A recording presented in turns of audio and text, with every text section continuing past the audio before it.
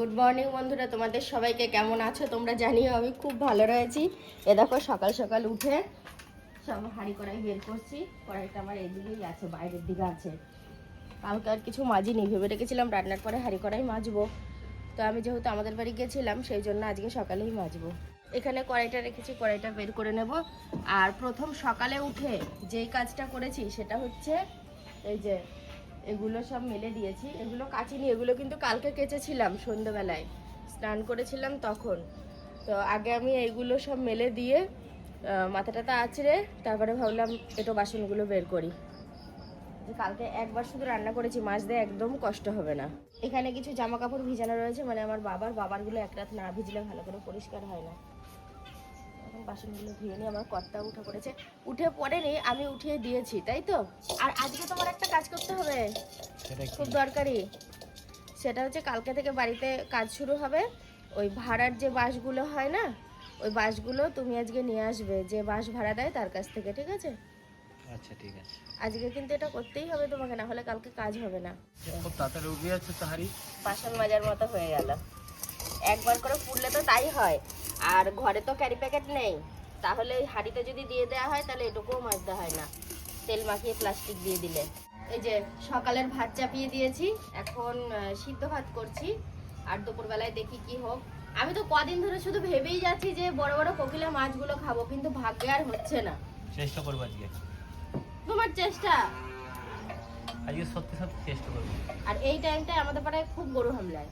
সাধন সাথী চ্যানেলের একজন daily viewers comment করেছে, এটা কমেন্টটা কালকে না 2-3 দিন আগে করেছে, যাই হোক আমার চোখে পড়েছে, যে সাথী তুমি তো বলেছিলে যে, আর ডেলি ভিউয়ার্স কেন বললাম বলো তো, সে প্রত্যেকদিন কমেন্ট করে সেই জন্য বললাম। তো বলেছে সাথী তুমি তো আগে বলেছিলে ঘরটার হয়ে গেলে গরু পুষবে। আমি সেরকমটা বলেছিলাম, ঘর হয়ে গেলে গরু পুষবো, কিন্তু ঘরটা কমপ্লিট হওয়ার পর আমি ভিডিওর কাজের সাথে এমনভাবে যুক্ত হয়ে যাই, আর আমার সংসারটাকেও নিজের হাতে সামলাতে হয়, মানে দুদিক সামলে আমি আর গরু পুষতে পারবো না। কারণ গরু পুষলে আমাকে হেল্প করার মতো আমার কর্তা নেই। কারণ যখন ও আগে জল বিক্রি করতো তখনও হেল্প করতো না, যদি খেয়ে দিয়ে বিশ্রাম নিত তবুও ভাবতো না যে বউ বিচুলি কাটছে আমি দুয়াটি কুচিয়ে দিই, সে আমাকেই পুরো দায়িত্বটা নিতে হবে। আর মায়ের বয়স হয়েছে, মাও পারবে না।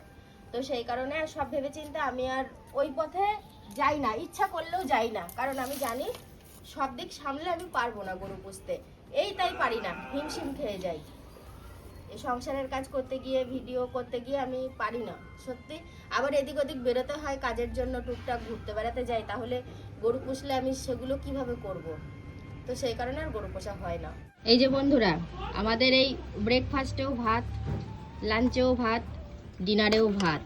কারণ আমরা হলাম একেবারে যাকে বলে ভেতরও ভেতর।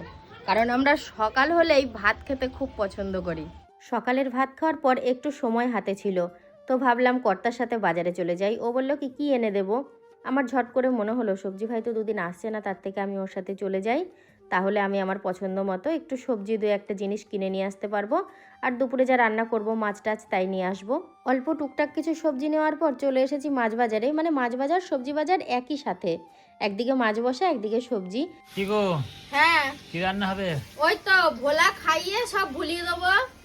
আর আর আলু পটল টমেটো দিয়ে একটা গা মাখা তরকারি হবে। এই হচ্ছে আজকে দুপুরের মেনু।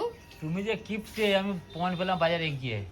চিংড়ি মাছ জিজ্ঞাসা করলে, যেই বললো 25 টাকা শ, তুমি না নিয়ে চলে আসলে। তো কি করবো, একদিনে সব খেতে হবে এর মানে আছে? তোর পটল চিংড়ি হতো না, এইটা পেঁয়াজ রসুন দিয়ে কটকটে করে রান্না করব। পটল চিংড়িটা রান্না করলে ওখানে পেঁয়াজ রসুন তেল মশলা লঙ্কা অনেক দিতে হতো, ওটা হালকা করে করব, এটা একটুখানি তেল মশলা দিয়ে করব। শরীরেও তো ব্যালেন্স রাখতে হবে। আচ্ছা আচ্ছা, তাহলে জানা ছিল না বন্ধুরা, জেনে নিও একটু। না, সবাই জানে। এই কাঠকটা এখানে ও বেঁধে পড়বে তো। আমার ঘরে একটা ছোট্ট কাজ আছে, মাছটা ধুয়ে আমি সেটা সারবো। তুমি একটু কাঠগুলো এখানে সাইজ করে এনে রেখো। না, আমি একটু কাঠ দেখতে যাবো। হ্যাঁ তাও হবে, আমি কাঠ এনে নেবো তাহলে। ঠিক আছে, যদি পাই এক বিজা নিয়ে আসবো, যে না পাই তাহলে আবার কিছু করার নেই। কর্তা তো কাঠ আনতে চলে গেল, আর এখানে আমি পটলগুলো ভেজে নিচ্ছি। পটলগুলো খুব ভালো জানো, রান্নার পরেও খেতে খুব স্বাদ লেগেছে। আর এই যে এখন ভাজছি না, বেশ পটল পটল সেন্ট বেরোচ্ছে। এক একটা পটল আছে কেমন একটা জল বসা ভাব, ভেতরটা ফাঁপা মতো, সিদ্ধ হয় না ভালো, আবার খেতেও স্বাদ লাগে না, স্বাদগন্ধ কিছুই থাকে না। আর যে ছোট হাঁড়িটা দেখছো, এটা দুপুরে বসাবো না, এটা দুপুরে বসালে দুপুর রাত দুবার ভালো করে হয় না, অল্প কটা ভাতে কম পড়ে যায়, কালকে এরকমটা হয়েছিল। তো সেই কারণে আজকে বড় হাঁড়িটাই বসাবো, আর ওই হাঁড়িতে মানে সকালের ভাতটা করেছি। উনুনটা কি সুন্দর জ্বলছে বলো, একদম দুপদুপিয়ে। আর খরানির উনুন, কথায় আছে খরানিতে নাকি কাঁচা কাঠও জ্বলে। আমাদের এখানকার পাড়ার কাকিমারা সেই একই কথা বলে, ওনাদের মুখ থেকেই শুনেছি। বলে খরানিতে ভাত বসাবো, উনুন জ্বলবে, তাড়াতাড়ি করে ভাত তরকারি হয়ে যাবে। সত্যি তো। আর বর্ষাকালে ভেজা ভেজা ওয়েদার থাকে, শুকনো জিনিসও ভালো করে জ্বলতে চায় না। এখনও আমি পটলের তরকারিটাই রান্না করছি। একটু আগে তো পটলগুলো ভাজলাম, তারপরে আলুগুলো ভেজে এই মশলা দিতে শুরু করেছি। রান্না হলো? হ্যাঁ, রান্না হচ্ছে। এই মাছ রান্নাটায় একটা জিনিসের খুব অভাব, সেটা হচ্ছে ধনেপাতা। তো কি করব এখন, ধনেপাতা যেহেতু নেই, এই অভাবটা সাথে নিয়েই খেতে হবে। এখন তো গরম পড়ে গেছে, শীতে ধনেপাতাটা অনেক পাওয়া যেত, এখনো পাওয়া যায়। আমার সেভাবে মানে অত খেয়াল ছিল না, বাজার থেকে কিনে আনলেও হতো, পাইনি যখন আর কি করা যাবে।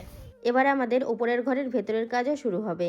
একটা কথা বলি, নিচের ঘরের কাজগুলো যেরকম ডেকোরেশন করা আছে, তার থেকে কিন্তু ওপরের ঘরটা সম্পূর্ণ আলাদা রকম হবে। আশা করি ভালোই লাগবে, নিচের ঘরের থেকে ভালো লাগবে, আমার তো সেটা মনে হয়। এই যে মাপ যোগ নিচ্ছে, আমার মাথায় কিচ্ছু ঢোকে না। যখন হয়ে যাবে তখন দেখবো যে এইখানে এই জিনিস হলো। আমাদের যখন নিচের ঘর হয়েছিল তখনও তাই, ওই মাপ যোগ কি নেয় না নেয় আমার মাথাতেই ঢুকতো না। একবারে পুরো কমপ্লিট হয়ে গেছে, তারপরে বুঝলাম যে না, এই জিনিসগুলো এখানে হয়েছে।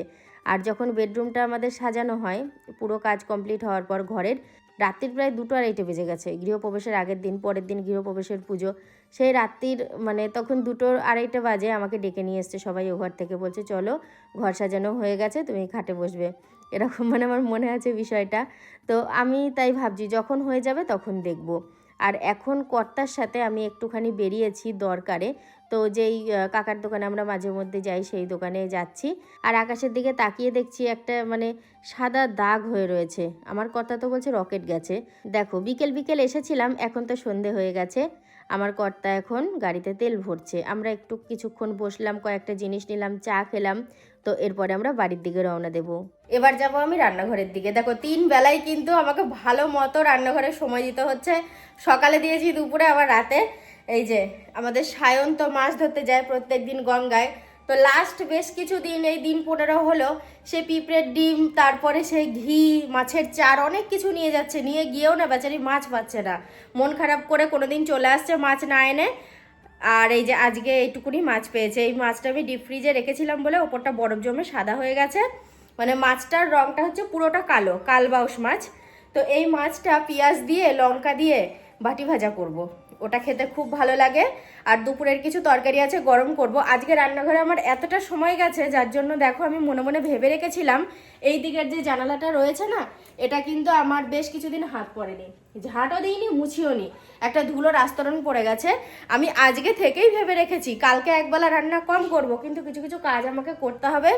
ওই সোফাটা সরিয়ে একটু পরিষ্কার করব, জানালাটা পরিষ্কার করব, কিছু ওই সদাই রয়েছে, জিনিসপত্র রয়েছে, মল থেকে এনেছিলাম, আজকে দোকান থেকে এনেছি, সেগুলো সব যেমন তেমন ধরা রয়েছে। ওই জায়গাগুলো যেখানে রাখি সে মানে সেই জায়গাগুলো পরিষ্কার করে সব কৌটোয় যেখানে যা থাকে রাখবো। এই কাজগুলো আমার কালকে আছে, সকাল থেকেই করব। আর এখন যেটা করব সেটা হচ্ছে বাইরে গিয়ে মাছ বাজবো, তরকারি গরম করব। মা বললো কি রাত্রে আমি ভাত খাবো না, মুড়ি খাবো। এবার দেখো, শুধু মুড়িটা কি দেয়া যায়? মাছের তরকারি খাবে না। আর আমাদের বাড়ির একটা সিস্টেমে ধরা মাছ কেউ মন থেকে খেতে চায় না, বলছে ধরা মাছও খাবো না। আবার দুপুরের তরকারিও খাবে না। দিয়ে বললাম কি তাহলে অল্প করে লাল লাল করে সুজি ভেজে রান্না করে দিই, যেটা মুড়ির সাথে খাবা, কি শুধুই খাবা? বলছে না, আমার পেটটা ভরা আছে, আমি যাই হোক ভাবেই আমি 2টো মুড়ি খাবো শুধু রাত্রে। কি বলবো? আবার না বেশি জোর করে কিছু খাওয়াই না, কারণ ওনার শরীর খারাপ হয় 2-4 দিন পর পর। গরম পড়তে না পড়তে কিন্তু দেখো জল কিন্তু প্রচুর টান ধরেছে। 4টে বোতলই কিন্তু খালি হয়ে গেছে, এখন জল ভরবো। তার আগে কিন্তু একটু সিঁড়ির তলায় নিয়ে যায় তোমাদের। আমার গিন্নি কি করছে একটু দেখো ভালো করে।